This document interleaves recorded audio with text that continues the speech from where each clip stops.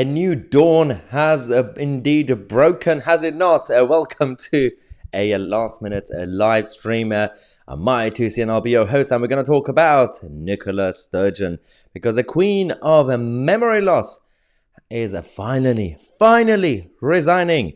I'm going to come to the live chat and get your reaction at the same time, and we're just waiting for her to start her press conference. We are just basically waiting to see if Nicola Sturgeon is going to be instantly resigning, or whether she's going to be saying, we're going to start a leadership election and then we're going to pick a new leader, and then after that I will be stepping down as a first minister. Because of course there have been speculations, because of the way the evolution works, if she instantly resigns as a party leader and the First Minister of Scotland, then the whole Scottish Parliament will come down and they're going to have to start from scratch.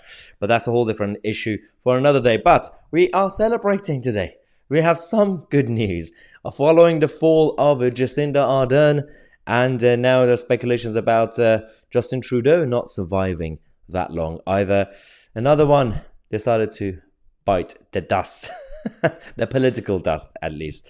Hello to everybody in the live chat. It is interesting that Nicola Sturgeon decided. Also, my hair is absolutely a mess this morning. I haven't had time to actually do my hair properly. It is absolutely fascinating how this happened following a couple of scandals. Considering her leadership and her premiership was, first ministership, was full of scandals. The latest ones were quite fascinating, and the last attempt to keep her didn't really go well, because this came out when news stories about the not just her own approval ratings, but support or lack of support for the second Scottish referendum has been collapsing. The yes side is now on 37%. That's like the lowest we've had in years. And we already talked about Alex Salmond, who came out a few days ago. Even Alex Salmond was absolutely spot on in his analysis, saying people like Salmond and many others worked so hard over the years to bring the Scottish independence and Scottish referendum back on the table, and they got it close to 50% either side. And suddenly Nicola Sturgeon decided to throw it all out of the window by focusing on woke issues and losing money, all the missing money that we still don't know what happened to them, and the ferry fiasco. Just to highlight a few of the best of Nicola Sturgeon, or the worst of Nicola Sturgeon. Well, one, the ferry fiasco has been absolutely disgusting. The taxpayers' money being wasted. The project has completely failed. Missing money left, right, and centre during the lockdown. Nicola Sturgeon's administration received a lot of grants and loans, and especially from the Westminster government, and they didn't use all of it. The rest of it got missing. She got donations for her Scottish referendum campaign, and that money also went somewhere else. And a lot of the public spending has been completely cut, even though she increased her incoming. Now, one of the problems was with the education system, and not only she's closing down schools, the existing schools that are still technically operating are filled with brainwashing the kids over the woke issues of the day. That is absolutely also completely damaging to the Scottish society. And let's not forget healthcare. The NHS in Scotland, absolutely shambolic, and no one knows how to even fix it. We always talk about the NHS is in England and in Wales, and that's a whole different problem. And it doesn't really mean that the politicians that we have in Westminster are perfect. But in Scotland, under Nicola Sturgeon, this has been incompetence on a whole new level. Now, some people would say that, well, this was always part of the plan to bring down the whole system in order to do destruction and starting the project from scratch, so that she could use this as an excuse to go to the public and say, well, I'm trying my best, but people like the Prime Minister of the day and all the other Westminster people are stopping us from doing what we should do. So the only way you could actually fix the education system and the healthcare system and this and that is by allowing us to become independent Scotland, at the same time join the European Union, which has been the biggest oxymoron of the day anyway. I will come to the live chat to get your reaction as well. And I'm just going to have a look at a couple of comments, and then we're going to go to what's going to happen next, because we were just waiting for Nicola Sturgeon to start her press conference, which is in about 10 minutes, if we're still talking by then. Otherwise, we could just watch it on TV separately. Let's go to the live chat as well. We have Smoke Too Much saying, next, Khan. Yes, Sadiq Khan is next on the list to go. As we said, Jacinda Ardern had her fall. Justin Trudeau is on his way out eventually. Not really sure about I think Joe Biden is also on his way out. I'm not really confident that Joe Biden could survive the next election, even if he does restand for the presidential election. Ding Dong the Crook is gone. And what else we have? Zach Gray says she can now F off and do some spawning. Family friendly show. Let's see. Jimmy says Khan can't stay. Absolutely brilliant. So well done. Let's go talk about what's going to come next, by the way, because whether she decides right now in this press conference that we're going to actually put on for you guys. So also here, unless she's late, which I'm guessing she's going to be late. She's always late. If she decides to announce that she's resigning immediately, so within the next few days or whatever, that's a whole different problem. If she says, I will stay on until we find a replacement, then that means we have to talk about this. The future. So, as James Heal points out, the latest numbers, who should succeed Nicola Sturgeon as First Minister and leader of the SNP? Everyone is basically polling low. The don't know option is actually winning by 69%. So this is absolutely brilliant. Kate Forbes, we actually talked about Kate Forbes on this channel a couple of days ago. She's coming out of nowhere, and she's pretty alright actually. She's not a complete nutter, and she actually can work with the Westminster government. She is not a complete anti-English SNP sort of minion. And there might be a possibility of some sort of agreement, some sort of consensus under someone like Kate Forbes. But the rest of the SNP, who are absolutely anti-English nutters, they might not allow her to become the leader of their party. But we'll see what's going on here. So 6581 Punk says she'll still be going on about Indie Ref and having a dig at the Tories, even in her resignation speech. Just wait for it. Actually, it's a very good point. Do your predictions now in the live chat or in the comment section. Let me know what you think is going to be the bingo card on the bingo card when it comes to her speech. I agree with this comment that she's going to rant about the Indie Ref. She's going to claim, she's going to lie. She's going to claim that, yes, we actually have now the full support of the Scottish people for referendum and independence, which is not true. She's definitely going to be having a dig at the Tories. Let's see what else she could say. I think she might even potentially talk about compassion and wokeism, and how under her administration she increased equality and fairness and justice, even though she didn't. She's going to come up with some fake stats, I guess, about, selective stats about the improvements she has made in the country, whether it's against schools or other areas as well. But we'll see. Let me know in the live chat what else do you think she's going to rant about. Yes, so we have one person saying Indie Ref, the virus, gender. Yeah, she's going to definitely talk about these things. We have D Stanners saying this is the best news in 8 years, especially when it comes to people in Scotland. Absolutely, I agree. But this actually also affects the rest of the kingdom, because she and her politics have been so divisive that it's actually affected the rest of us, not just financially, but also in terms of culturally as a union. What do we have here? Given how the SNP called for a general election after Boris Johnson resigned, will they now be calling for an election in Scotland now that Weak Cranky has gone? That is an excellent point. Because as I said, I believe if she does resign instantly now, which is actually unlikely, I don't think so, then the whole Scottish Parliament will come down. So they're going to have to do some sort of election. But if she decides to say, I'm just going to stay on until we find the replacement quickly within the next few days or weeks, then what next? Are they going to have an election? Because people like Nicola Sturgeon have been obsessed with saying whether every time you change your party leader, you have to have an election if you're in power. That's what they said about Boris, about Liz Truss, about Rishi Sunak, about Theresa May, about everybody. But if they're actually going to do it or not, we don't know. So all the journalists are coming into the room now. We can see. We're going to wait to see if she's going to actually say anything useful, which is highly unlikely, obviously. But we have also...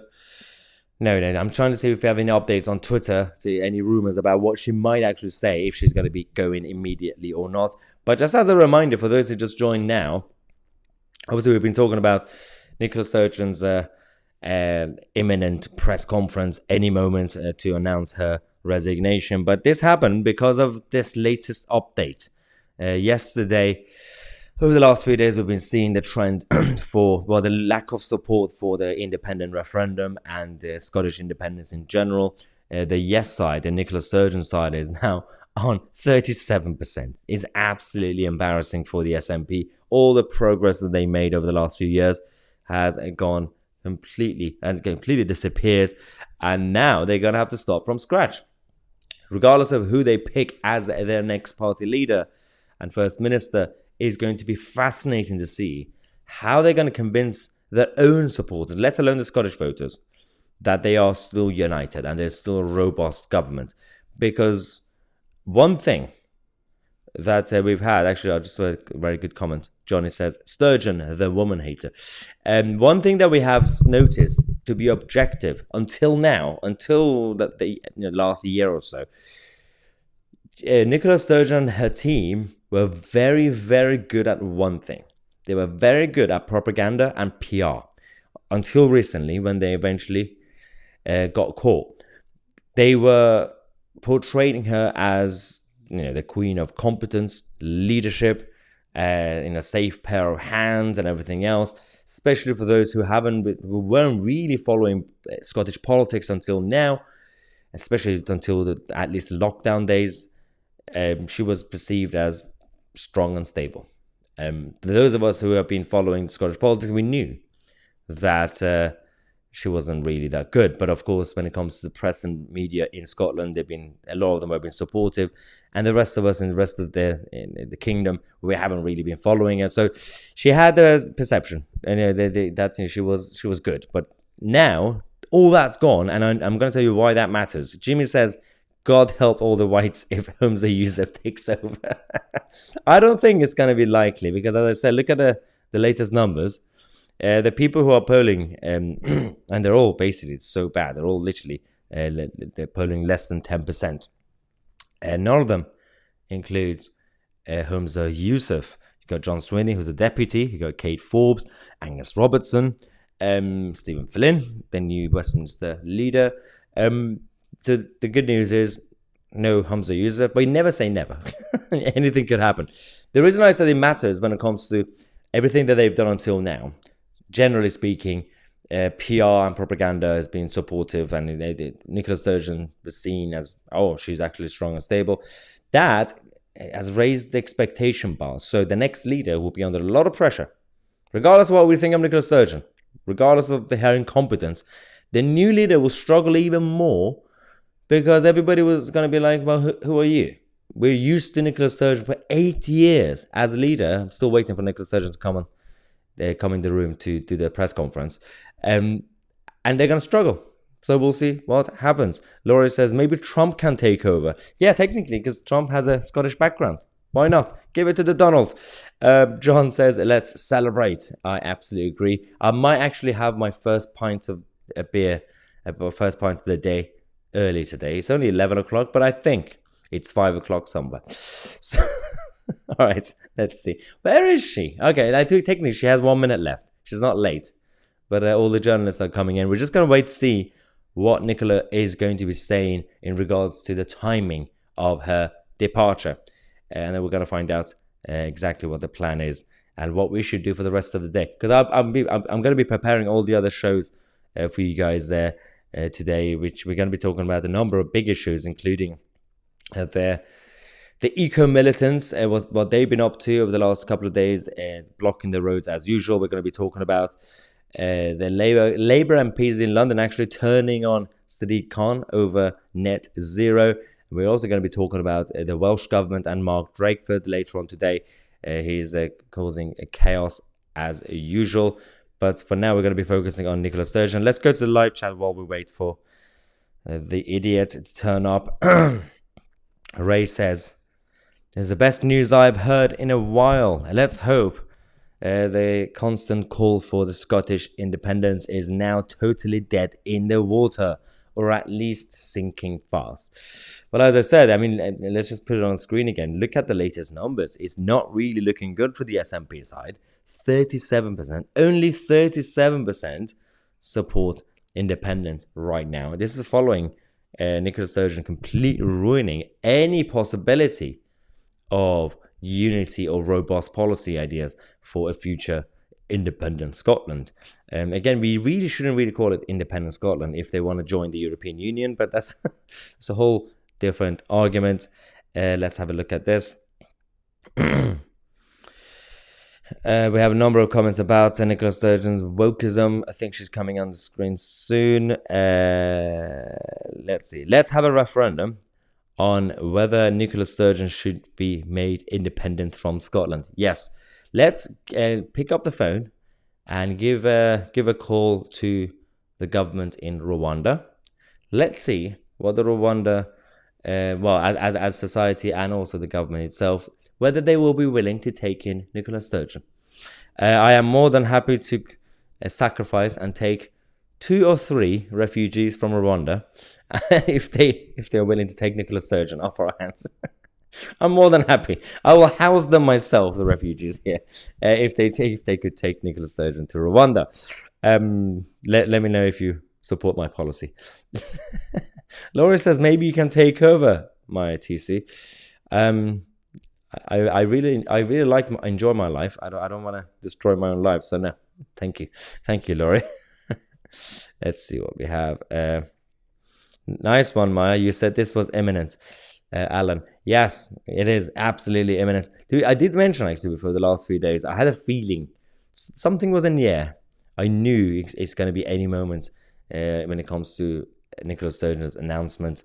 I didn't think she was going to ruin my breakfast this morning. I was just relaxing and trying to prepare the shows for later on. She made me panic. That's why I haven't had time to sort out my hair. So thank you, Nicola, for ruining my morning. But it's fine. We're here together, guys. Where is she? She's now officially over 2 minutes late, which is not really unusual for Nicola Sturgeon. Please come on the screen. We've got things to do. Okay. Let's go back to the live chat.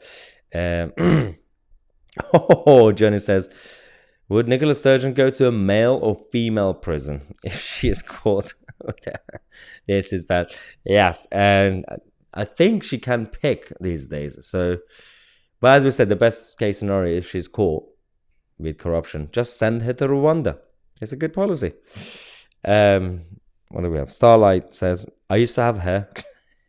Okay, there we go. We got the First Minister coming on the screen any second. Her minions are preparing the podium. They're writing extra notes for her. And I wish I could show you guys, but I'm just going to put on the audio when she comes on the screen so we could actually see what we have. SK says 10 years too late. The whole of the SNP establishment must resign, by the way, because she's been First Minister for the past 8 years or so, and not really good. We got AVIT saying she's crying in the backstage area. Oh, what are the odds? Let's do a wager that she's going to be doing a fake crocodile tears like Jacinda Ardern. Oh, I would love to see some crocodile tears like Jacinda. It's going to be great. It's going to be beautiful. Beautiful tears. She's got definitely no excuse. No logical reason to cry.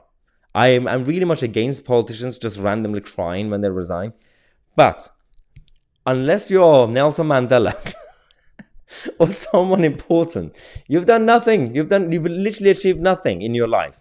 And when it comes to people in Scotland, if you cry, Nicola Sturgeon, I'm going to lose my... Yeah, anyway, let's see. Yes, as I said, Lone Star also agrees with me that SMP need to resign. A bunch of nonsense. I can't say that. Ragnar says definitely tears. Yep, I agree. Well, I just don't see. I don't think she can cry. I don't think she's capable of crying. We'll see if she's going to do that. Also, what if she, considering she is the queen of memory loss, what if she comes on the stage and forgets that she was about to resign? What if she just announces a policy idea? I don't know what's going to happen. But okay, she's now officially 5 minutes late. Her people are waiting by the podium, and she's nowhere to be seen. So I think the theory that someone had that she's crying in the backstage might be true. Brett Williams, meme central. Oh, just wait for the memes. Oh, all the memes on Twitter. It's going to be brilliant. Oh, yes, that's a good point. 3 witches gone in 2 months. America, New Zealand, and Scotland. Mandela's... I know. I'm saying at least he was an important figure. He had every right to cry if he resigned, compared to Nicola Sturgeon. Okay. What do we have here? L. Collins. Now that we know how the Labour Party are going to get their first female Prime Minister, Starmer is coming out as a woman. Now that's the only way they can get a female Prime Minister, the Labour Party. Where is she, by the way? If anybody is actually, I think there's some movement in the background, but we don't know. For those of you who just joined later, let's just remind you of why she had to go. There was a number of reasons that she had to literally quit years ago, but the latest numbers of the Scottish Independent collapsing to 37% is the reason for that. And when it comes to her replacements, these are the names for now to consider as the next First Minister of Scotland. But as a number of people in the live chat have already been commenting, let's not forget that Nicola Sturgeon is the same idiot who always cries and screams when there's a change in leadership in Westminster, for example. They always say, we need to have an election. Let's see if they actually are also going to act on what they've been preaching over the last few years. If she resigns, then there has to be an election by default. Even if she stays on board until they find a replacement to avoid the constitutional election, she has to call it. The SNP need to call an election because that's what they always want. Let's see actually if they believe in what they've been saying. There we go. Oh my God, everyone! There's so many people coming in, but not Nicola Sturgeon. Oh, her sign language translator has arrived, but not herself. Brilliant. So she's literally wasting our time. She's ruined my breakfast this morning. She didn't let me do my hair properly, and she's making us wait. So, as usual, she's making us suffer till the last minute before she actually resigns. I'm surprised that they've only put the Scottish flag on the stage. We don't see an European Union flag, considering she's so obsessed with it. Yeah, what's going on? Someone says, no replacement, thank you, just disband the SNP. That would be the ideal situation, but unfortunately, you know what's going to happen? You think if you disband the SNP, that the whole platform will collapse? No. All the weirdos who are currently in the SNP, the anti-English Scots, they're going to just go to the Labour Party. They're going to strengthen the Scottish Labour Party, and it's going to be even worse than before. So, not really sure if that's a good idea. Maybe just allow them to exist so that they could split each other's votes. But again, on the other hand, do we really trust the Scottish Tories these days to even take over, even if they could take over? No. So, unfortunately, Scotland and Scottish politics is a bit of a lost cause at the moment until we see what happens within the next decade, I guess. Oh yes, GDR says, I bet her speech will contain a lot of victim language. Yes, I absolutely agree. Because I asked you guys there to let me know what do you think. Do your predictions. What she's going to be talking about. What she's going to be blaming. There we go. There she is. There's Nicola Sturgeon. Let's go. Oh my God. Let me know if you can hear in the background. Stepping down, Messi, before coming along I'm sorry to break into your half-term break. Being First Minister of Scotland is, in my admittedly biased opinion, the very best job in the world.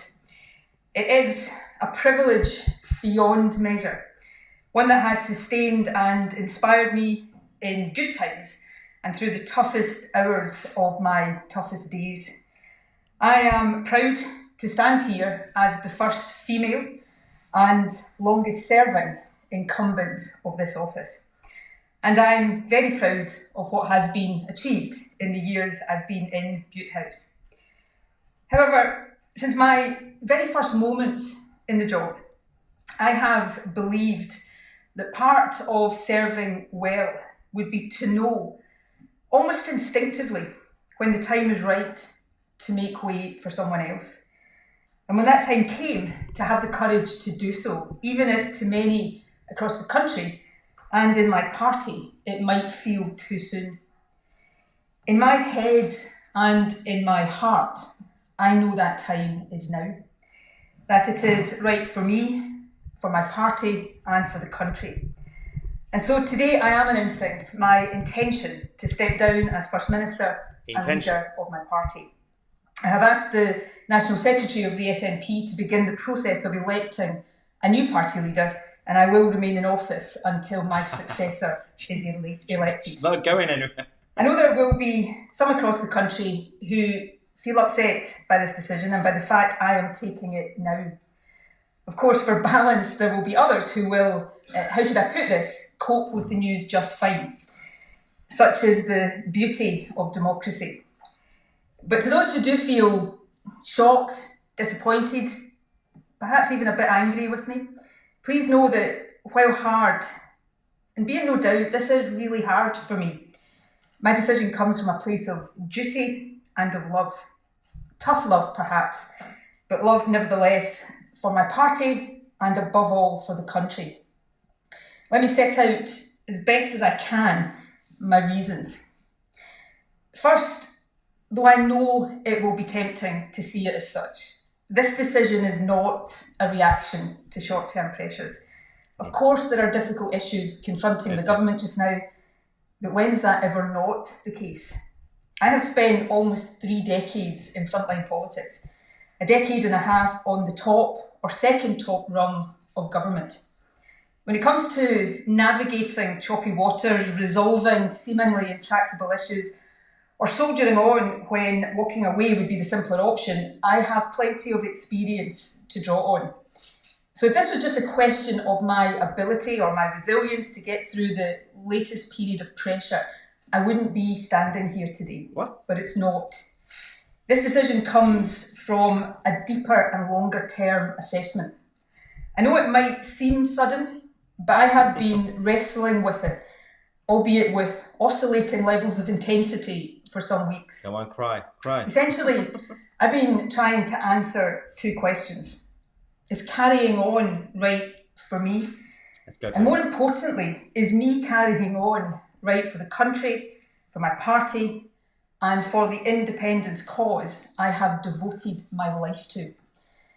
I understand why some will automatically answer yes to that second question. But in truth, I have been having to work harder in recent times to convince myself that the answer to either of them, when examined deeply, is yes. And I've reached the difficult conclusion that it's not. The questions are inextricably linked, but let me try. Well, she's gone.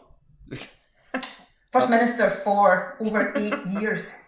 And I was Deputy First Minister for the best part of 8 years before that.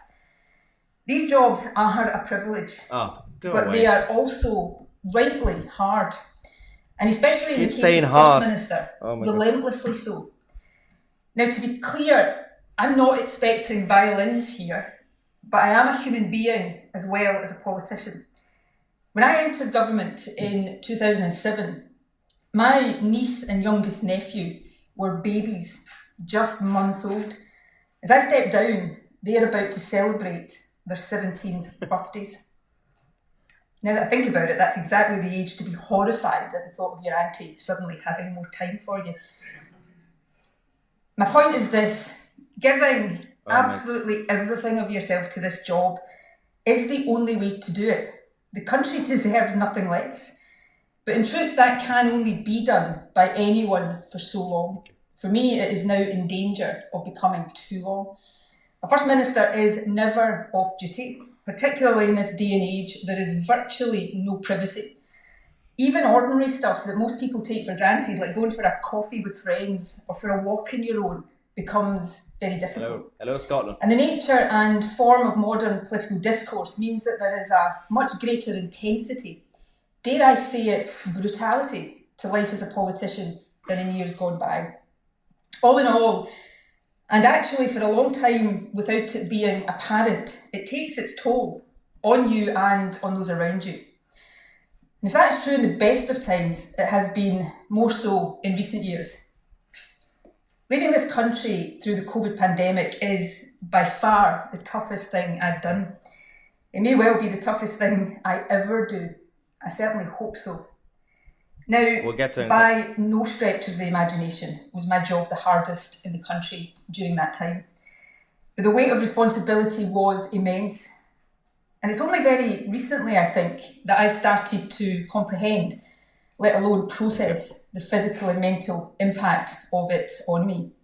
Oh my God. So what I'm really saying is this: if the only question was, can I battle on for another few months, then the answer is yes, of course I can. But if the question is, can I give this job everything it demands and deserves for another year, let alone for the remainder of this parliamentary term, give it every ounce of energy that it needs in the way that I have strived to do every day for the past 8 years, the answer honestly is different. And as that is my conclusion, hard though it has been for me to reach it, then given the nature and scale of the challenges the country faces, I have a duty to say so now. I feel that duty first and foremost to our country to ensure that it has the energy of leadership that it needs, not just today, but through the years that remain of this parliamentary term. And right now, in a very particular sense, I feel that duty to my party too. We are at a critical moment. The blocking of a referendum as the accepted constitutional route to independence is a democratic outrage. But it puts the onus on us to decide how Scottish democracy will be protected and to ensure that the will of the Scottish people prevails.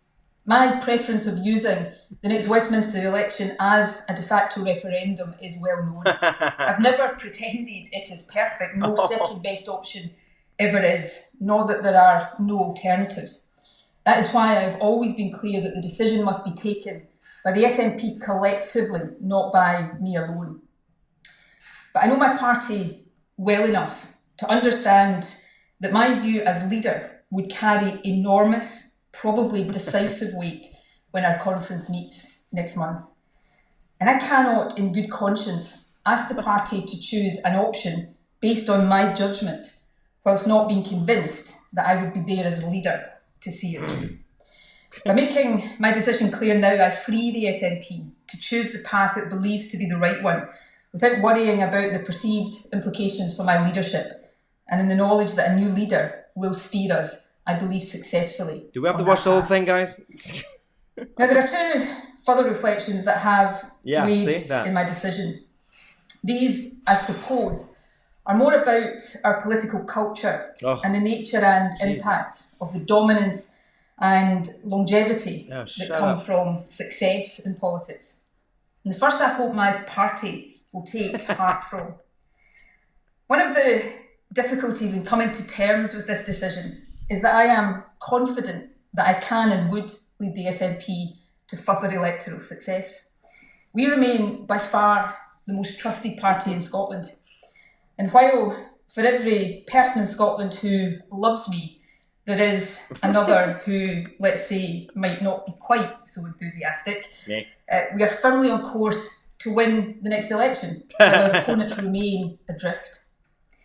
So the longer any leader is in office, the more opinions about them become fixed and very hard to change. We'll talk about that in a second. Individual polls come and go, but I am firmly of the view that there is now majority support for independence in Scotland.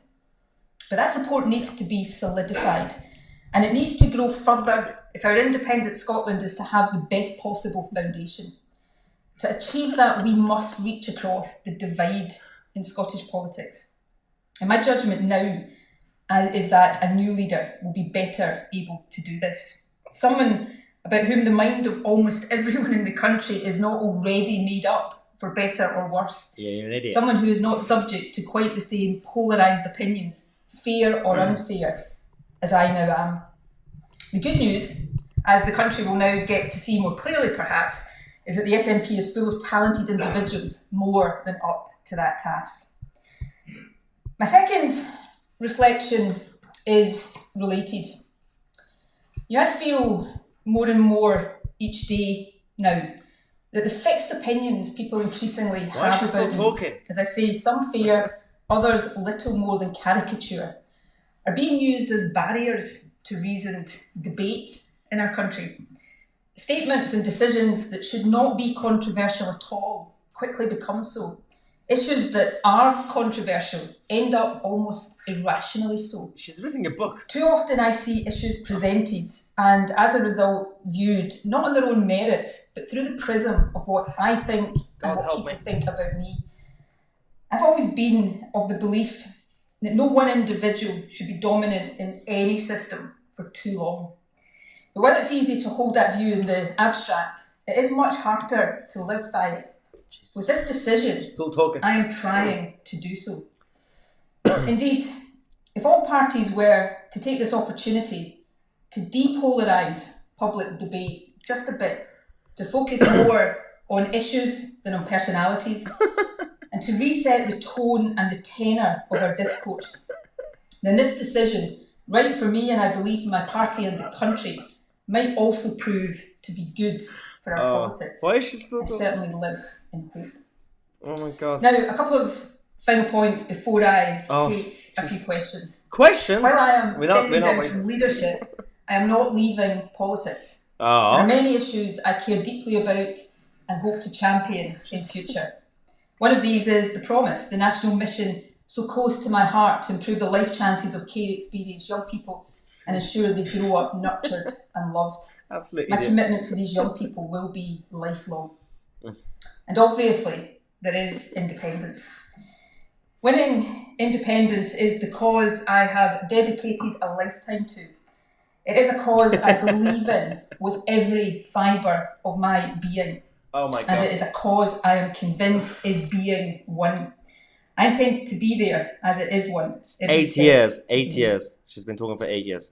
Yesterday morning, I attended the funeral of a very, very dear friend and long-standing independence activist, a wonderful man by the name of Alan Angus. Okay, we're going to have to stop this. It was actually during that funeral service that I went from being 99% certain about this decision to 100% certain.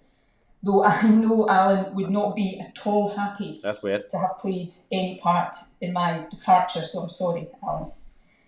But his funeral reminded me that the cause of independence is so much bigger than any one individual. That all of us who believe in it contribute in different ways at different stages of our lives. Oh my God. Since I was 16, I have contributed as an activist, a campaigner, and a leader.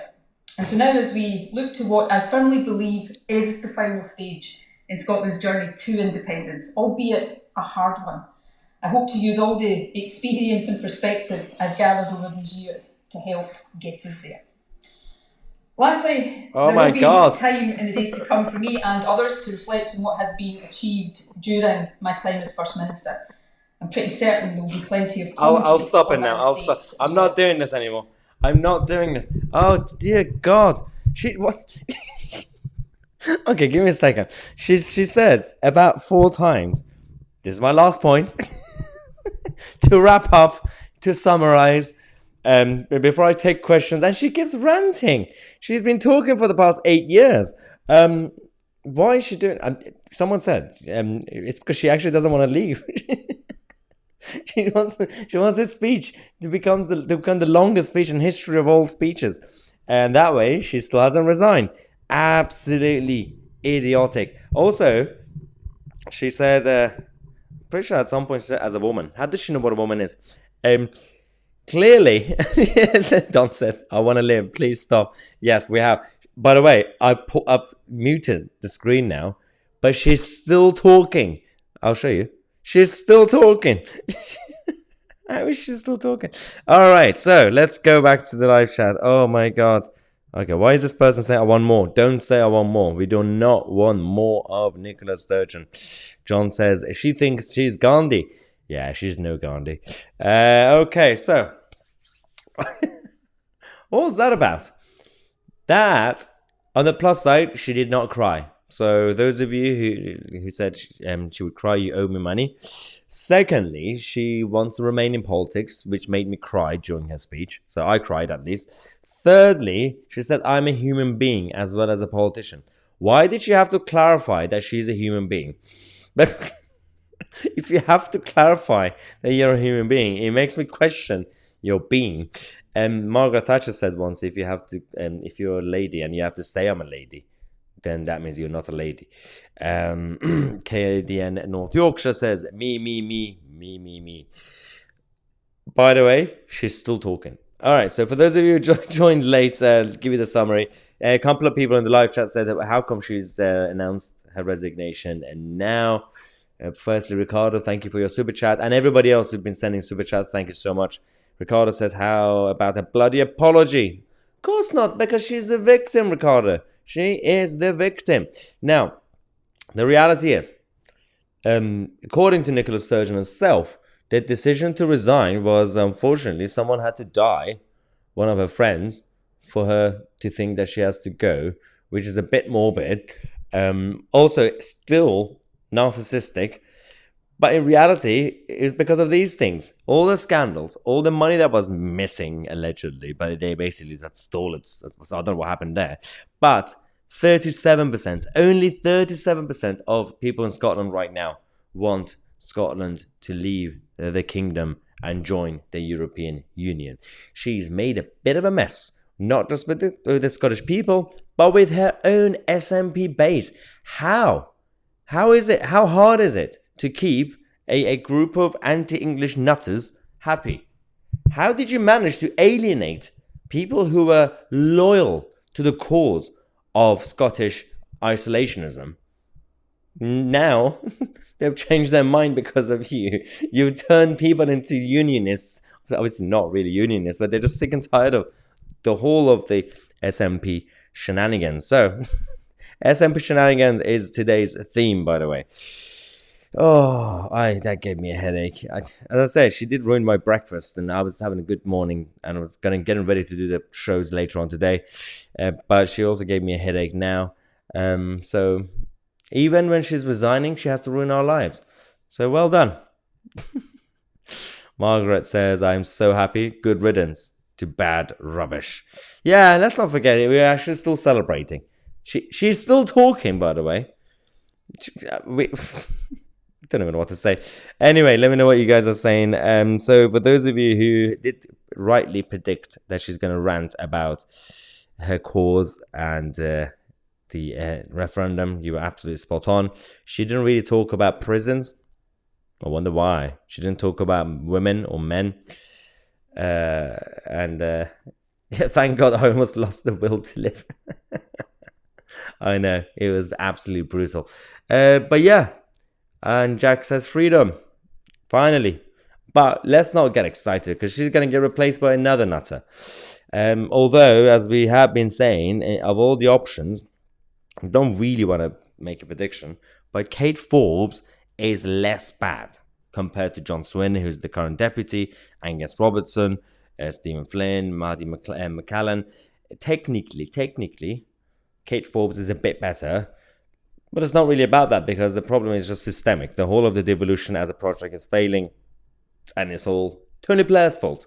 Tony Blair has ruined a number of things in the world, but in this country it's been devolution and the Supreme Court and many other things. Anyway, I'm going to go probably do a late morning nap because and take some sort of paracetamol. But we're going to start our shows later this afternoon. We have a big day for you guys. A number of news updates.